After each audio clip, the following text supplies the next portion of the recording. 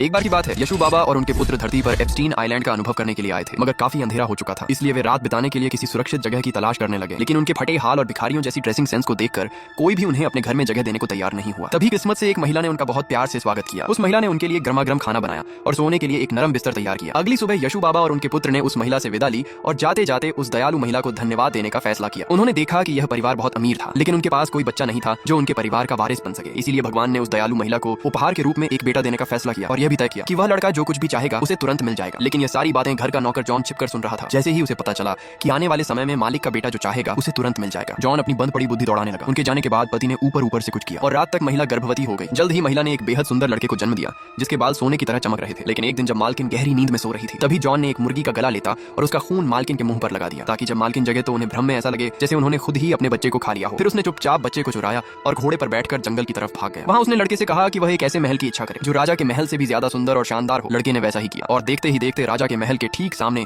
हीरों से जगमगाता एक भव्य महल खड़ा हो गया। जब राजा ने इस खूबसूरत महल को देखा तो वे खुद को रोक नहीं पाए और वहां देखने पहुंच गए। जब राजा को पता चला कि श्रीमती जॉन ही इस महल का मालिक है, तो उन्हें लगा अरे जॉन तो बहुत हैंडसम और प्रतिभाशाली है। इसलिए उन्होंने अपनी उम्र से बड़े संस्कारों वाली राजकुमारी का हाथ जॉन के औज के नाम कर दिया। लेकिन शादी के कुछ दिनों बाद ही राजकुमारी को जॉन पर शक होने लगा। उसने पूछा, अरे तुमने तो कहा था कि तुम कुंवारे हो, फिर इस बच्चे का क्या चक्कर है, कहीं गे तो नहीं? जॉन ने कड़कते हुए बोला, बेन स्ट्रोक्स अगर दोबारा बार ये सवाल किया ना तो ऐसी फिस्टिंग करूंगा कि खड़े भी नहीं हो पाओगे। उसकी इस बात से राजकुमारी हैरान रह गई और कुछ समय के लिए चुप हो गई। लेकिन कुछ दिनों बाद राजकुमारी ने फिर से वही सवाल पूछा। अब जॉन के पास कोई रास्ता नहीं बचा था, इसलिए उसने राजकुमारी को सारी सच्चाई बता दी। मगर तभी वह लड़का जो अभी अभी स्कूल से लौटा था, उसने यह सब सुन लिया। लड़का तुरंत अपने असली माता पिता को खोजने निकल पड़ा। इसी बीच जॉन भी वहां आ गया और उसने लड़के को रोकने की कोशिश की, मगर लड़के ने तुरंत एक इच्छा मांगी कि जॉन कुत्ता बन गया। आखिरकार कई दिनों की यात्रा के बाद वो अपने पुराने गांव पहुंचा। लेकिन इस बात को 16 साल बीत चुके थे जब लड़का घर से गया था। अब उसके पिता का घी खत्म हो चुका था और उसकी मां को अपने ही बच्चे को खाने के लिए गांव वालों ने जिंदा दफना दिया था। लड़के को जब इस भयानक सच का पता चला तो वह पूरे गांव वालों को अपनी मां की कब्र पर ले गया। उसने कब्र के सामने अपनी मां को जीवित करने की इच्छा मांगी। तुरंत ही ताबूत मिट्टी से बाहर निकल आया और उसका ढक्कन अपने आप खुल गया। इसके बाद लड़के ने उस नौकर को वापस इंसान बना दिया। उसने अपने माता पिता को सारी सच्चाई